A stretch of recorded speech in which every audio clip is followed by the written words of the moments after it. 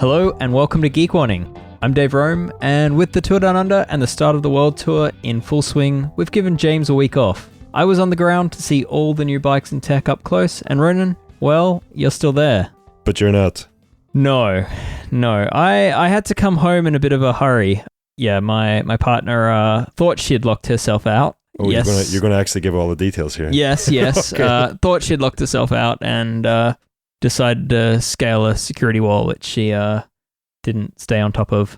I am now the nurse. But yes, Ronan, you're still there. So I think you're going to have to give it a little bit extra details in that she's like falling a wall could be serious or awfully serious, and this was somewhere in the middle. Yeah. I mean, the text message I got was suggestive of that she was in a wheelchair with both legs severely broken. Non-life-threatening is probably how. Non-life-threatening, yeah, accident. But thankfully, it's about half as bad as that. So the one leg is definitely severely broken. There might be a small fracture in the other foot, but needless to say, I was needed back home. But I had a camera full of photos, so I've still got lots of work to do. You were here, and it's better to have roamed and lost and not to have roamed at all at the Tour Down Under. So I see what you did there.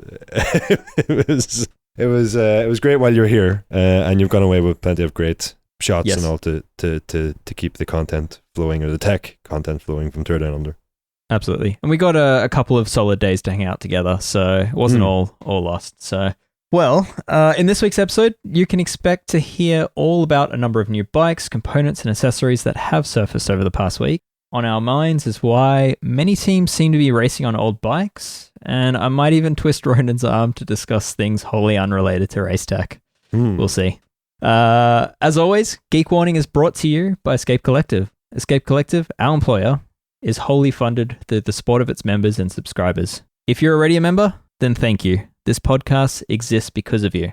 And if you're not already a member, then please consider joining our mission in providing truly independent cycling media that doesn't fill your screens with pop-ups and other eyesores.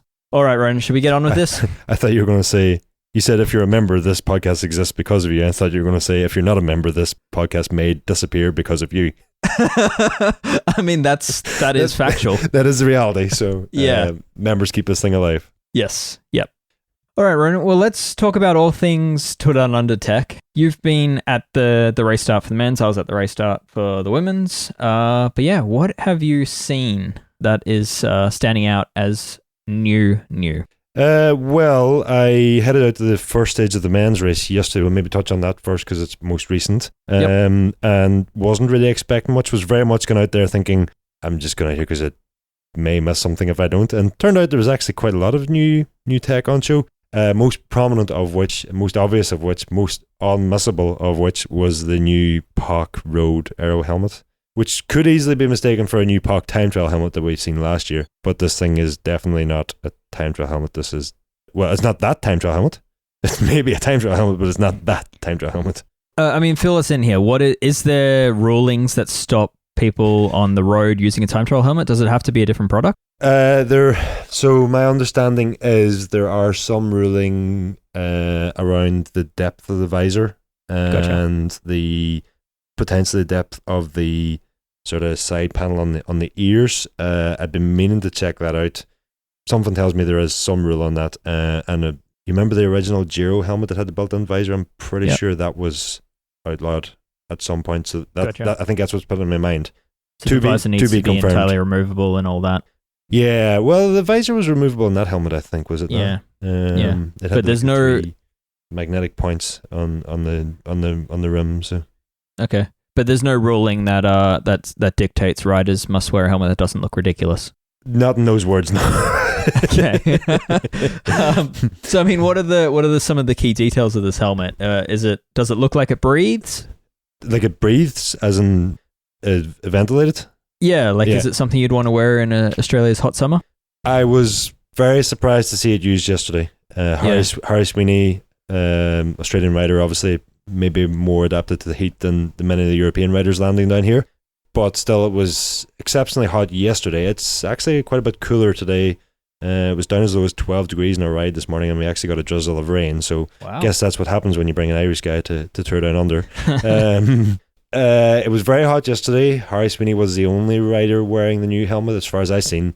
But I like, obviously POC haven't said anything on this new helmet. They have confirmed to me it is a new helmet, which obviously it is, that it's still under embargo and that we'll get more details soon. But what I expect that we're going to hear is some sort of language around, similar to that used for the new Time Trial ProSen helmet that they released last year, and that was surrounding those 3 large vents at the front, and that they reduce the high pressure zone in front of the helmet and helps reduce aerodynamic drag, coupled with that by forcing flow through those vents and into channels inside the helmet, that actually you get a bit of a Venturi effect where the sort of rushing the air through a constricted space actually creates like a low pressure zone behind it, and also helps to wisp like excess heat from inside the helmet out. And then you can see at the back the sort of exhaust ports, for lack of a better term, on the rear of the helmet. It's not as large as a ProSen helmet. It's just literally one big vent from, running the entire width of the helmet. With the new road helmet yesterday, it split it up into, if I remember correctly, 3 different vents that sort of exhaust at the rear. So it'll be the same idea, something to do with channeling the airflow, accelerating airflow through that zone, creating low pressure zone behind the rider, improving aerodynamics on the back, this, that, and the other. So time will tell. Yep. And looking as close to a sci-fi fictional character as possible.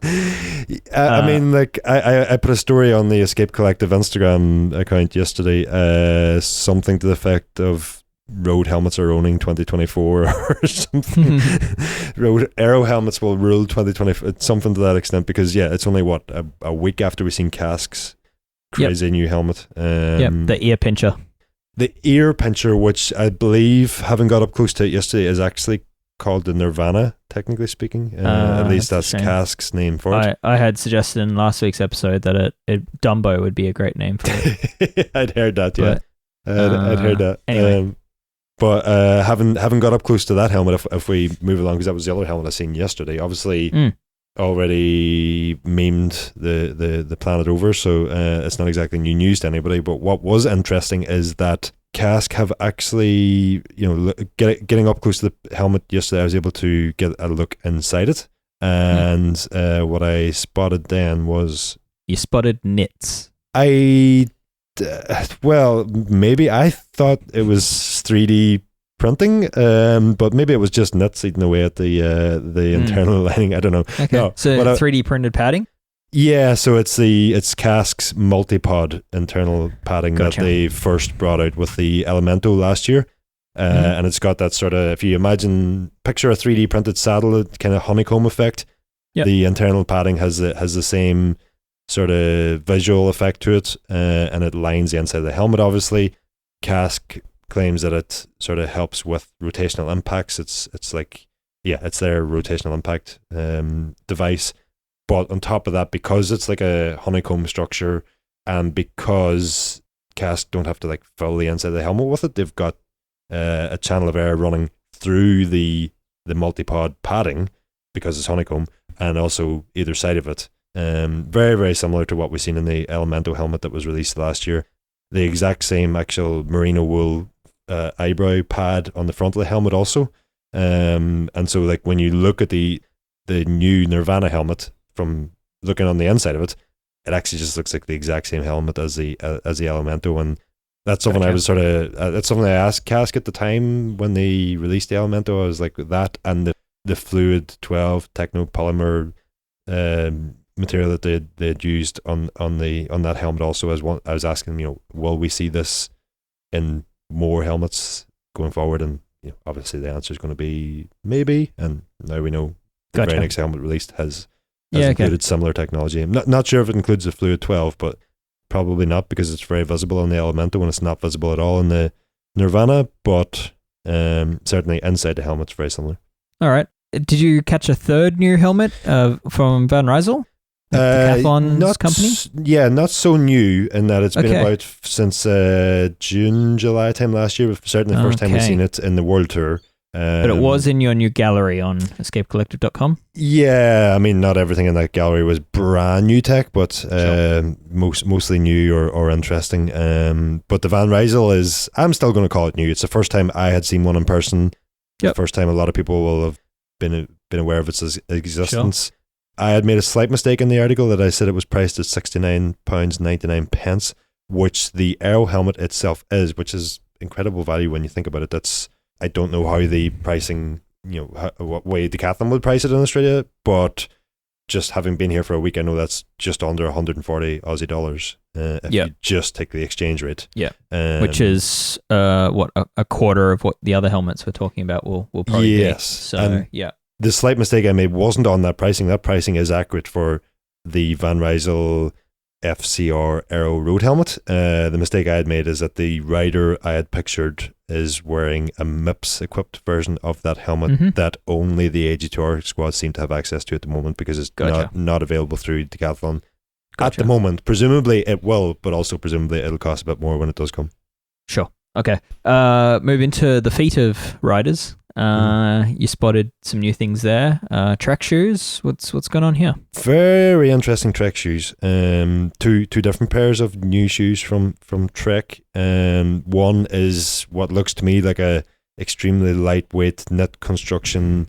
I don't like, kind of like a weird X webbing across it. Yeah, I was going to say I don't like but sort of categorizing shoes into rider types like sprinter or climbers. The S-Works RS was like a sprinter shoe, and of course we see Julien Alaphilippe wearing them, so these shoes will work across categories. But if we just indulge in that for 1 second, these shoes, because of the knit construction and that, and they sort of strike me as they may well be like a lightweight sort of climber specific shoe if you want to go there. No doubt will work for any type of rider, but they look comfy. They have like these very obvious stretchable panels where people would normally have shoe discomfort, around the ball of the foot. People have odd shapes there. These look quite stretchy, which is, again, it's a feature we've seen Specialized doing some shoes. We've seen it from, I believe, Garneau, Northwave, definitely I've seen it from. So yeah, it's not a new concept, but I quite like what I'm seeing from Trek here. Do you think those, like the closure straps or the retention straps where the boa dials are mounted, do you think they are stretchable? I had kind of looked at them and presumed that there wouldn't be much stretch in them. It's the sort of it's more in between those construction. Yeah. So it's more you've got like this webbed boa construction that gives the stiffness to the shoe and prevents your foot from moving, and then between that is kind of like a sock-like material. Mm-hmm. So it's kind of like the Teva sandal of cycling shoes. Yeah, I think we're on the same page there, yeah. Also new, what they're clipping into. Well, sorry, just to finish on those shoes. Yeah. The sort of heel cup is, another area that's very open looking heel cup and sort of, how would you refer to the section that sort of hugs the Achilles on many of the modern shoes, where it like properly, like almost like sucking your heel into the shoe? Yeah. Very shapely heel cup. Yeah. Yeah. Whereas this, it sort of almost lips away from the Achilles. Gotcha. So interesting. But then Trek actually had a second pair of new shoes on show. These look very much like the Bontrager XXX shoes that exist at the moment, a bit more of an all-rounder, but dare I say a bit more durable looking. But I've obviously got nothing to base the durability of the knit construction shoes on, other than they look very soft, and they also look pretty difficult to keep clean. Like presumably those shoes are not all that old, but they were already pretty you'll need to take the Tajay path and just dip your white shoes in a bucket of soapy water. And then the other interesting thing about the second pair of new shoes from Trek is just that the sort of microfiber uppers seem similar to that used in the current XXX, but you've got the new BOA Li2 dials and a much more perforated looking, sort of presumably more breathable upper there. I guess the other interesting thing about both shoes is that it's not the Bontrager logo on them, but the Trek name. And sort of in keeping with Trek's move to put the Trek name on their new helmets that they released last year. And there's a lot of products in the Trek lineup that have been shifting from Bontrager branding over to Trek branding, and I guess it's simply that they feel the Trek name is the stronger name these days. And it's directly in line with what their closest competitor does. So I think we'll see more of that trend over the next year or two. Clipping into those pedals, actually maybe not, because Trek uses time, but Look seem to have some new Keos. What's going on here? Not much we can say on these really, other than they just look like a new set of Look Keos. They look wider. Yeah, they do look much wider, which I think would be a good thing. Yeah. They've also seemed to have done away with the little, I don't know, was it like an access port or something for bearing replacement, bearing service on the outside of the older pedal or the existing pedals? Oh, okay. These new Look pedals just look much smoother in design on the underside. The platform where you like clip into couldn't see all that much different, other than perhaps a slight change to the sort of faceplate protector plate that is on the platform there. Gotcha. But again, obviously it's wider, which is I presume going to be the major thing about this. Did you catch a glimpse at anyone's shoes? Does the cleat look different? I didn't. Sorry. Didn't see anybody. There were a mix of new and old Look Keo pedals in the Cofidis team. Gotcha. So I could have seen a rider, but wouldn't have known for sure which pedals they were using. Well, cool. I could have checked out which rider it was and checked which bike they had, but didn't go to that length. So yeah, a few new things to expect over the next speaking of time pedals and look pedals, Movistar have actually moved to time pedals. No surprise really, given that they're SRAM and Zip equipped team.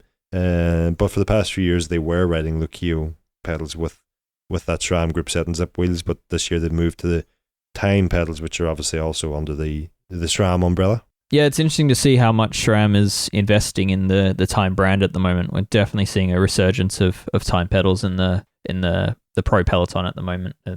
Trek as well as on them. They've even got team issue pedals, which are matched to the bike with little Trek logo inside of them, which is quite neat. And then the other one is Wahoo with Speedplay is also making some moves. So yeah, it's no longer just Shimano unbranded Shimano pedals. Anybody relatively new to the sport, I mean, even within the last decade, might not know that actually Time was one of the biggest players in the pedal space, going back about 15 years ago, maybe 20 years ago. Yeah, that was a while ago. Probably shared with Look. Look maybe just edged them out, but certainly in the performance space, Time had a lot of fans. Did their, I can't remember the model names now. Espresso was one, but that might have came as they were on the decline. There was a Time pedal before that if you were a competitive rider, you more than likely use those time pedals and time shoes. It's an acronym, but yeah. And so it probably makes a lot of sense that SRAM would want to, or not that it makes a lot of sense that SRAM would want to, but the Time brand is probably easier resurrected than many others. It's a good system. So yeah, I mean, it's definitely, I mean, a lot of these riders are coming off of either Look or Shimano, but it is a good system that's likely not to meet too much complaint. So I think a lot we'll be looking forward to if SRAM update those time pedals. At the moment, I've never tried them, so I can't speak to whether they're good, bad, or indifferent, but they look considerably taller than many other pedals. They're not too tall. The way the cleat system works, it gets you pretty close to the axle. I guess my point is that they're perhaps not as wide as some of the other pedals, so like the stability perhaps, but yeah, I mean, I have been using a pair off and on, but yeah, I think SRAM just inherited the design and hasn't made any significant changes yet, so I think that'll probably come in a year or two to come. So that'll be interesting to see what they do with that design. Is whether you say off and on and off, kind of like a glass half full, glass half empty sort of thing? Yeah. So I mean, my go-to is the Shimano system. That's how I've got most of my shoes set up, and that's sort of what I tend to lean toward. And for me, switching to the Time, I found them just the float took a little bit too much getting used to, and given I only had the one pair, I wasn't going to be switching them between multiple bikes, so I just went back to Old Faithful. So that's the reasoning. But if I was given some multiple pairs of time pedals, that's what I had enough for every bike. I think I'd probably I don't even think come around to enjoying them. I think it would just need time pedal specific tool from various different tool manufacturers, and you'd be converted. Perhaps. Anyway, moving on. Let's move on a bit to some other news in the tech world. Enve has been busy. It looks like they've got a new hub, the InnerDrive straight pull hub, which is currently just for road and gravel wheels. It's a disc brake specific hub. Some cool features with this. Notably, there's being straight pull. They've built into the spoke holes some anti-twist tech, which I believe might require a special spoke, but that is to be confirmed. I might be speculating there. The main thing with the spokes, though, is they've designed the flanges to be the right height, so you only need one spoke length per wheel, which is a nice touch. Other brands do that. It's always good to require fewer spares.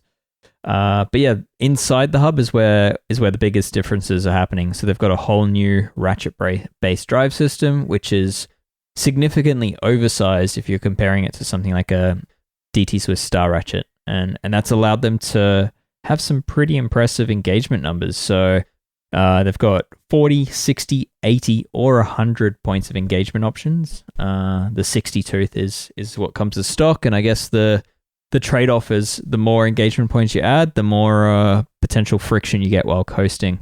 Yeah, so I mean, they're also lighter. So Enve were previously using a hub that was designed in collaboration with Mavic, the ID360. These days, the two companies are very, very much not the same company. They're very much split, have nothing to do with each other anymore. So yeah, Enve's taken its own path, and it's a 90-gram weight saving over the previous Enve branded hub. So I think they look good. I think long term it'll be interesting to see how the durability plays out of the bearings and all that. But no doubt the company's done its research on it, because they're going to be using these hubs in a lot of wheels. Not just new hubs, though. There's a new cockpit as well, the AR cockpit. Is it new? It's very similar to something we've been seeing from UAE being raced on, but this is slightly different to that. Well, I was thinking it's actually very similar to the custom all-road. Ah, yes.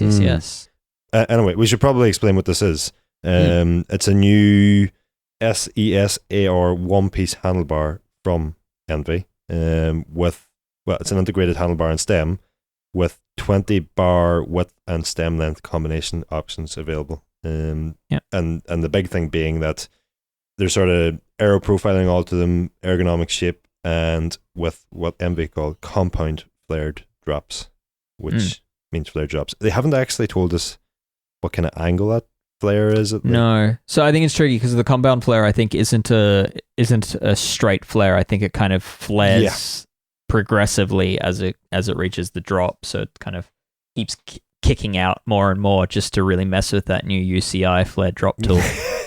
Yeah, I think it's a tough one to probably give a number to. But yeah, the bar widths from, I assume, measured from center to center of the hoods are available between 38 and 46 centimeter. Maybe they're measured from the drops, and that would make a very narrow bar at the hoods.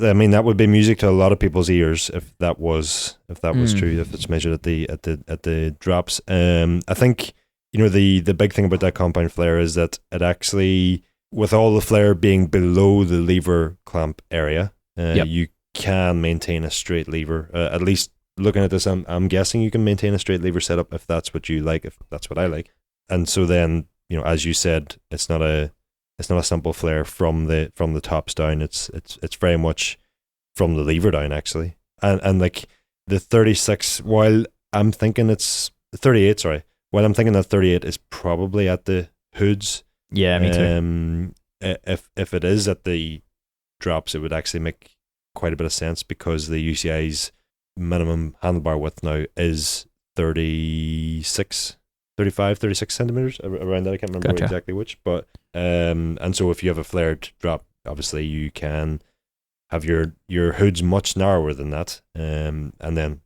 fast forward to today, obviously you've got the whole lever angle thing, and the UCI have confirmed that if your drops have a flare, then you're going to have more relative to the center line of the bike. Let's say you're going to be permitted more lever and word angle than someone who has straight drops, because your lever could be within 10 degrees of the flare, which is a permitted limit, but obviously with a flare drop, that's going to make it much more inward angle than One example, I was speaking with one of the mechanics from the Jayco Lula team, and a lot of them are on a flared handlebar which comes with the propel, and they were shocked by how within the limits they were when the UCI came by with its tool.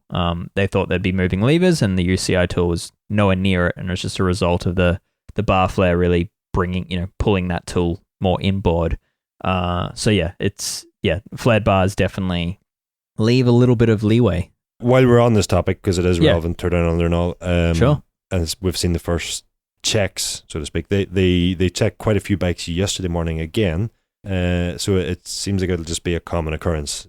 One thing I have heard though, and the reason the exact jig that they're using is still a prototype, it's a 3D printed prototype, is that they're actually running up against quite a bit of issues with sprint shifters and satellite shifters on the drops, and the sort of hydraulic hose mounting point on the brake where levers. the hose nut goes. Yeah, exactly. And if that's sort of in the wrong place relative to the drop and where the jig mounts on the drop, it can it can render the jig useless. So they're trying to finalize the design to have a system that, regardless of whether you've got a sprint shifter or not, it's gonna be able to take a measurement. Yeah, okay. They might have to come up with a different path of measuring. So yeah, I wonder if if they can measure from the outside in rather than from the inside out. Yeah, or from the top of the handlebar out. Yeah. Anyway, back to the Enve handlebar. It is a pretty high-end item, so they're making it in-house in Utah. It includes a K-Edge combo computer and accessory mount, which is quite a nice touch. Projected weight's 330 to 360 grams, so that gives you the handlebar and the stem. And it's made to work with Enve's own system integration, so what you see on the Melee and the Mog and their other bikes. So no doubt other brands will adapt this handlebar to work with their headset systems. But yeah, I think it looks pretty good, and you'd hope so for $1,200 US. It's not the cheapest one-piece handlebar you'll find. Claimed weight 330 to 360 grams, depending on exact size combination you've gone with. Yeah. So let's move on. Ronan, do you know anything about the new Decathlon trainers? Do I know anything about the new Decathlon trainers? I know they are Van Rysel trainers. Okay. Decathlon's sort of cycling brand. They've got their interactive smart trainer, direct drive, everything you'd expect from a modern trainer. Yeah. There's 2 price points. The most interesting point about them is that the interactive turbo trainer D100 is priced at £240 sterling, which when you compare that with even something like the Zwift Hub 1, which is sort of very well priced also, I think it's just above half the price of the Zwift Hub 1 if I'm getting my pricing right. And then the sort of higher spec one, which I haven't really delved into the specs of these, but the interactive turbo trainer D500, which may well be more in line with the Zwift Hub 1 and those but sort of appears to be higher spec. That's retailing at £450 sterling, and apologies I don't have other international pricings at the moment. But it's it's very elite sweet OT. Yeah, I was going to say, you probably don't need to look up photos of these, because if you've seen a Wahoo Kicker Core, then you've seen the cheaper version.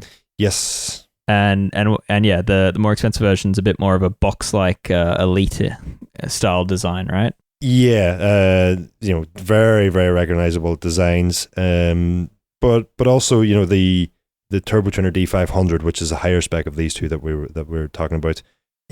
Straight away looking at it, it's got a very well positioned handle, which is not evident on all trainers.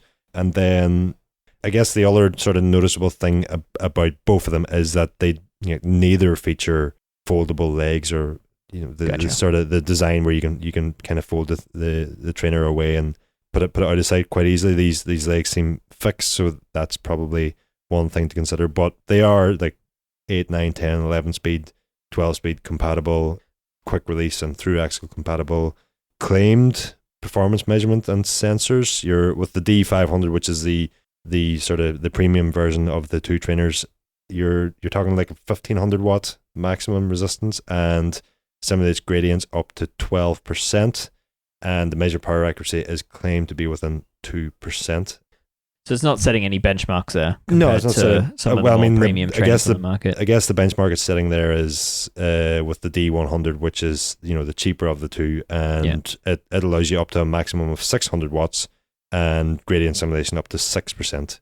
I mean, so it's setting a new benchmark for being pricing the lowest power of any smart trainer I've heard. I mean, obviously 600 watt maximum isn't really much to write home about. It's definitely a lot lower than most trainers offer, but I know a lot of riders I train with, and my parents and a lot of other riders around the world don't do maximum efforts on the turbo that'll trainer. be sufficient. They get on the trainer a few times a week after work, and they do a group ride on Zwift or whatever platform they're using, and 600 watts is more than ample, especially if you're getting the interaction with the simulated gradient on Zwift.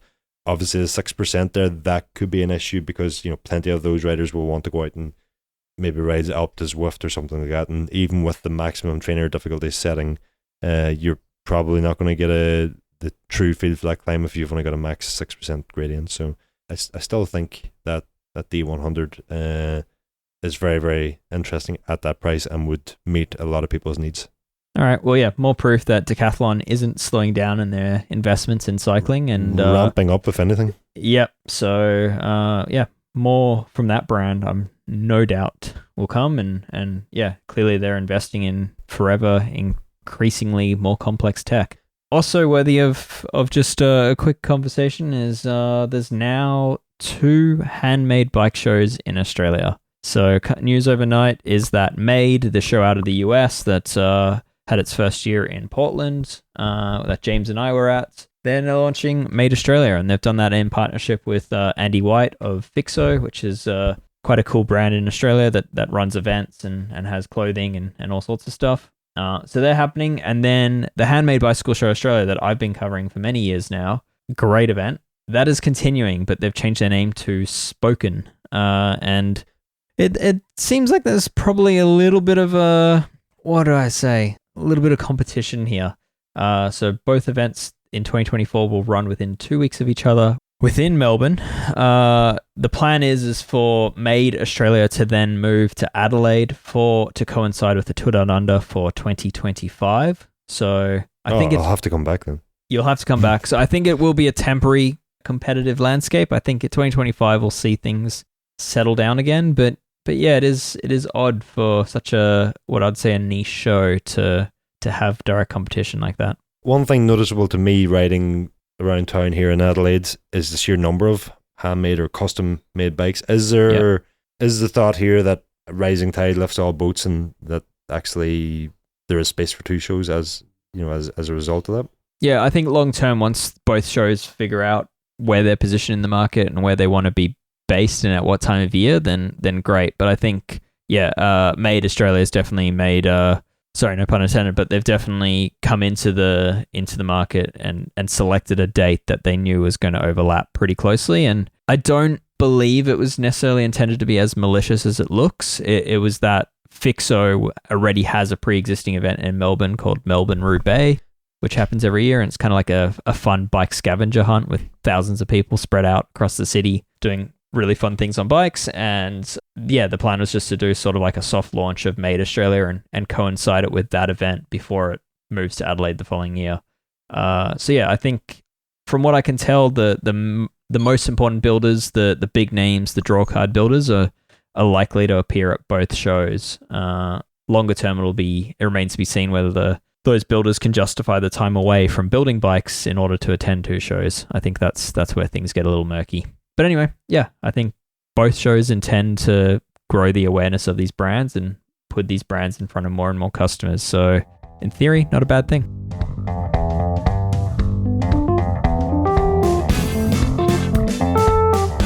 Ronan, should we talk about what's on our mind? You and I have just both had some nice UV rays out of Adelaide, and we've suddenly seen a common theme of fresh teams. Yeah, that's the start of the season. You normally expect to see fresh bikes, but there's a lot of old bikes still being ridden in these World Tour races. A lot of old bikes, which we had well, old colorways, let's say, that Sure. we had spotted. And then yesterday, walking through the paddock before the start of stage one, a lot of old components and group sets and wheels and stuff that's pretty scuffed up in many cases. Still in use. So yeah, complete bikes that are carried forward from last year into this season. And it wouldn't be the first time this has happened to Tour Down Under. I wouldn't say it's a common sight. It's certainly more common I'd this say year than other years. But yeah, it used to be a thing, and a lot of teams would use the Tour Down Under to offload old team bikes that arrive in Australia with the plan to not have to pay the oversized baggage fees to get the bikes back out of Australia. So they'd basically encourage their riders to travel with their training bikes and land and get one last race done and then offload them and be done with it. That isn't the case here. These bikes are going to go back to Europe for more racing, is what I understand. And yeah, I mean, look at Trek. They're on red bikes with a sticker covering the Seago Freddo brand, which is no longer a sponsor. DSM are on the same bike, although theirs look quite fresh. The list goes on. So especially in the women's as well, like Canyon SRAM as well. Old paint. Again, they're waiting on their new bikes. There's Alpecin, yep.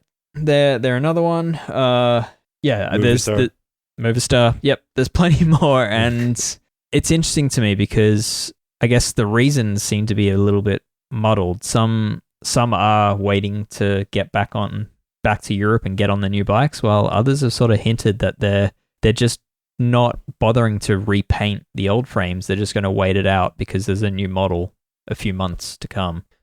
On the face of it, makes a lot of sense, and arguably is the way it should have been done anyway. If a brand is going to launch a new model bike in a matter of months' time, why would they go to the expense of manufacturing, giving away, and painting a whole fleet of new bikes that were only going to do a few months' work anyway, when the same bike was available from the season before and the team already had it? What actually happened, though, was that regardless of when a brand was launching a new bike, in most cases, for as long as I remember, the team would still get a new version of the existing bike in December or January.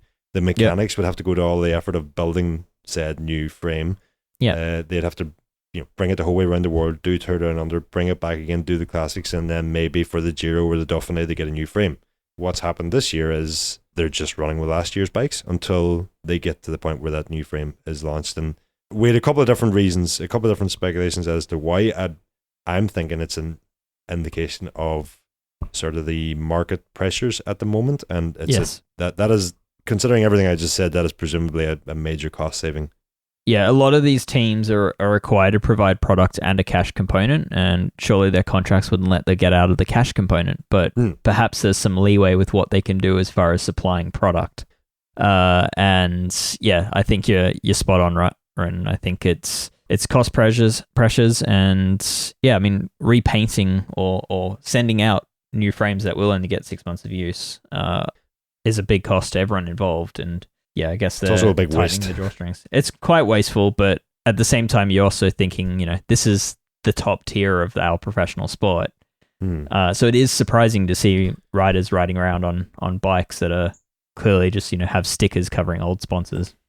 Yeah, when I say it's wasteful, I mean, it's not great, but it's not like those bikes would be built and then would lie forevermore gathering dust in a service course. They'll be sold to the public who can get use out of it for years to come. And the other thing is, with the new frame coming, more often than not, manufacturers might struggle to offload the existing frame, and so sometimes it might maybe make sense to actually give it to the team and use them up that way. Anyway, it was unexpected. Our galleries are coming. We're posting galleries every day at the moment from Tour Down Under. But yeah, expect to see some familiar bikes in amongst those galleries. There's lots of new ones as well, but there are some familiar bikes in the mix. And I'm certainly looking at a lot of photos from last year to try to figure out whether my photos are of a new bike or not. So yeah, what's also on my mind from Tour Down Under is walking the pits and seeing so many mechanics making do with what look like tools they've had to source locally. And I get it. The getting a whole team, a World Tour team to Australia is hugely expensive.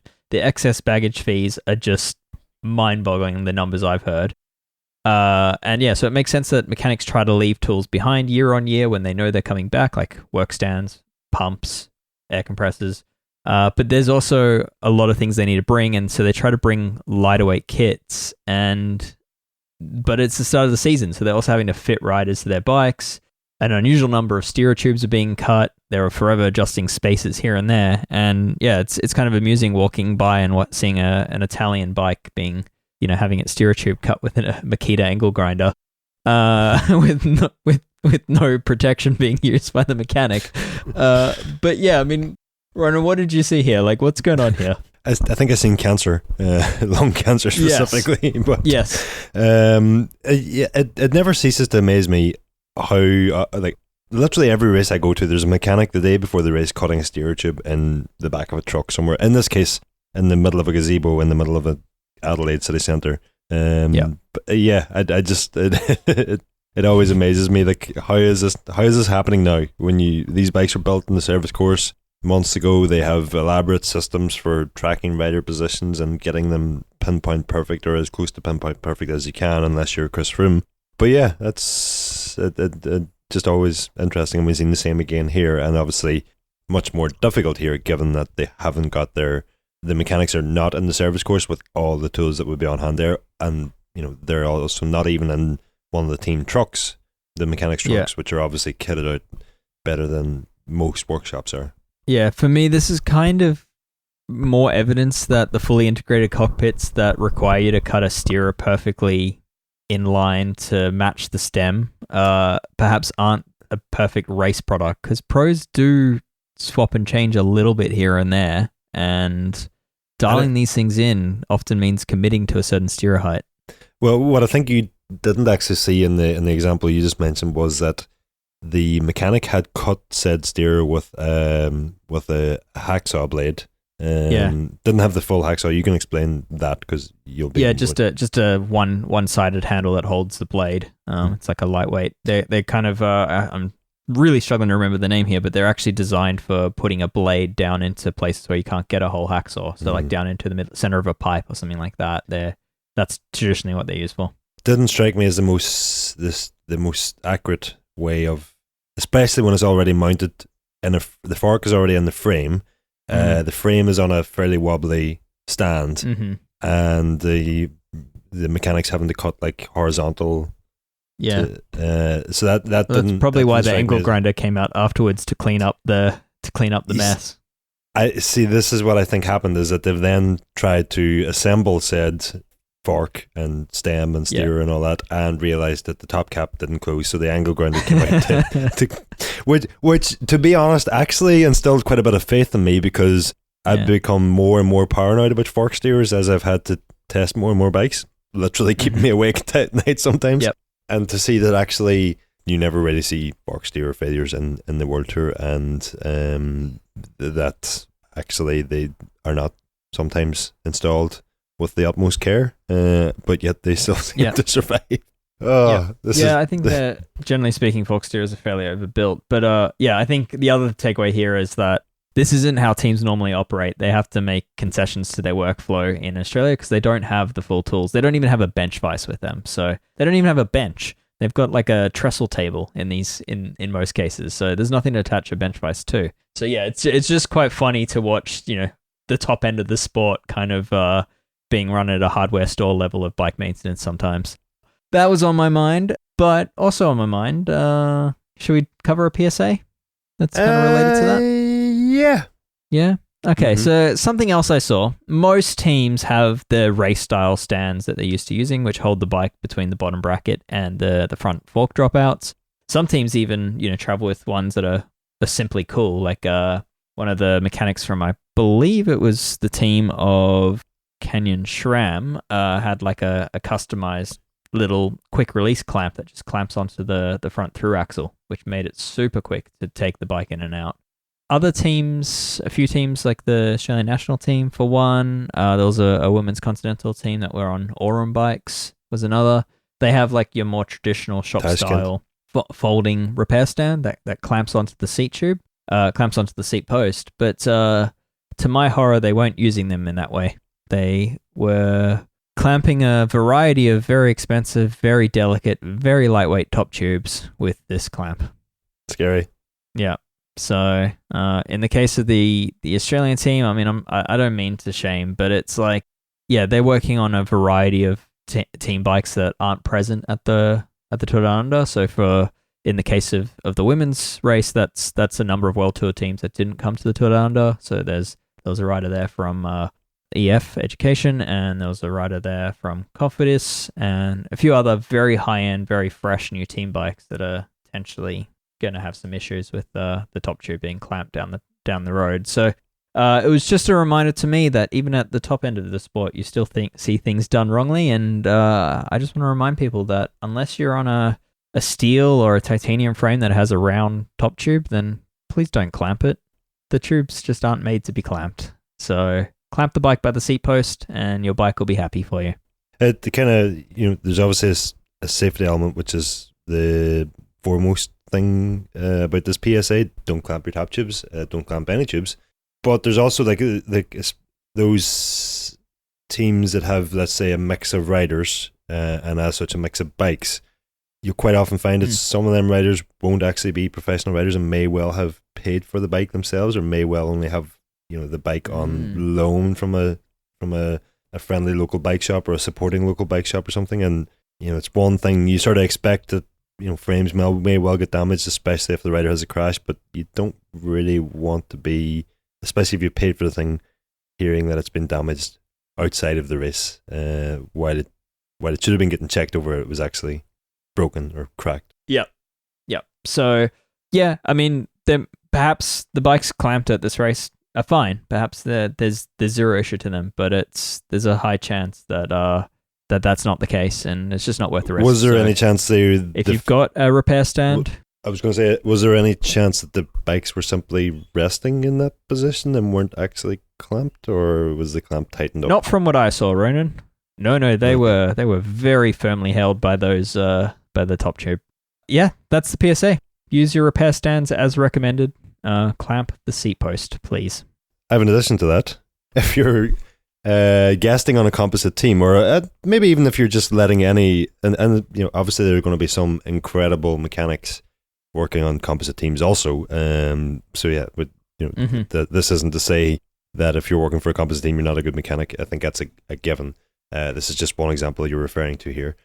But perhaps if you're letting someone else who you don't know their skill level work on your bike for whatever reason that is, maybe a bit of masking tape on the top tube that says "Don't clamp here," just before you send it off. I don't know. I'm thinking the next time someone has to work on my bike, I might do that.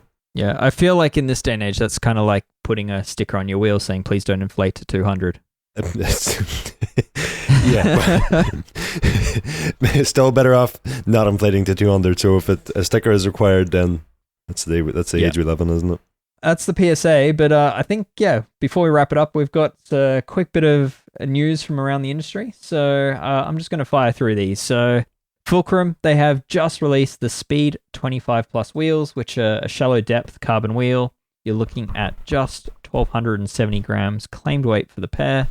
Part of the weight savings there, in addition to just having a shallow 26 millimeter depth rim, is a new lighter weight free hub from Fulcrum. So I'm sure that'll come to future wheels as well. And that lighter weight free hub applies to Shimano style, SRAM style, and Campagnolo's own N3W style free hub. But otherwise, this is a 21 millimeter internal width rim with the undrilled rim bed for easy tubeless setup, and you're looking at US $2,955 for a pair, or $2,300 British pounds. Also new, OneUp mountain bike company, they have just released version 3 of their very popular dropper seat post. So the new seat post, which retails for $270 US, is lighter, more reliable, and smoother, according to the company, and it's also shorter. So that means, generally speaking, you can fit more dropper travel into your frame for the same amount of exposed seat post. So that's a really good feature to have in any dropper post. And the arms race there is continuously fought, and I think Wolftooth had slightly outdone OneUp by a millimeter. So I think they've been one-upped again. And then lastly, BlackHeart, they're a small boutique bicycle brand out of California. They do sort of production frames with a lot of cool paint. They've now got a gravel AL, so aluminium gravel bike. And yeah, it's $2,000 for a frame set, or complete bike starting from $3,200 US, and it looks pretty cool. It's that price includes your choice of Cerakote paint with like 100 or more choices in color. It comes with an Enve fork. It's got clearance for 47mm tires. It's got a T47 bottom bracket. It's got a UDH dropout, so you can run that new SRAM transmission on it. Looks like a solid bike. I've been meaning to get my hands on a BlackHeart ever since the brand launched a few years ago, and it might be time that I do. So stay tuned. We'll probably get something from their range called in, because they seem to be offering pretty good value with quite cool bikes. One other bit of news, Dave. Leap Components have just released a 3D printed double armbar blip mount for mounting 2-axis wireless blips on the right-hand side of your flat bar, which I thought was quite a neat solution. I seen James had shared it on an Instagram story of theirs, and when I clicked on it, I was like, yeah, that looks sweet. Price between basically €20 and €32, depending on the exact setup you go for. But yeah, blips not included. Solution. Blips not included. Ah, cool. So you kind of make a mountain bike shifter out of 2 blips. Yeah, that's neat. All right, well, there you have it. That's the world in tech from this week. And Ronan, what do we have in store for you from Tour Down Under? What sort of features can we expect to see? Well, right now I'm just recovering from the members group ride this morning. We're running those throughout the week. Actually, you don't even have to be a member to join the group ride. So welcome for anyone to join us. 8 a.m. in Adelaide every day from now until the end of the race. Check out the website for more details on that. And apart from that, I have another tech gallery coming and a few other things in the works. And we've obviously got your pro bike articles, the Bikes of the World Tour, deep dives, all sorts. We also have, may well have a podcast or two coming through the, perhaps a special episode, Geek Warning episode, and a special, well, not a special, but another couple of performance process episodes to record while I'm here also. So they'll be rolling out in the weeks to come.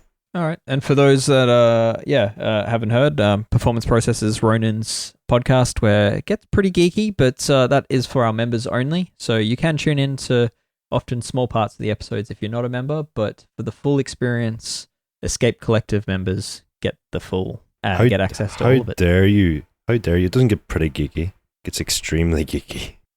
All right.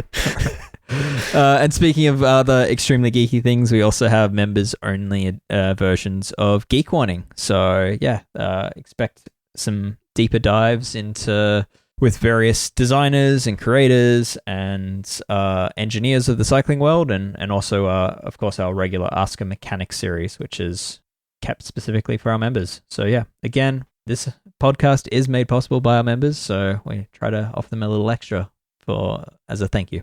So I'm going to wrap it up there, Ron. It's I think we've spoken enough about tech. Anyone still listening is geekier than both of us combined. So I'm going to call it a day and thank you. It was lovely hanging out with you in Adelaide, and I'm sure we'll catch up in next week. And yep. All right. I'm nodding, but that doesn't really work on a podcast. So agreed. All right, we're clearly fried. All right, Ron, have a great one. This has been Geek Warning. We'll see you next week.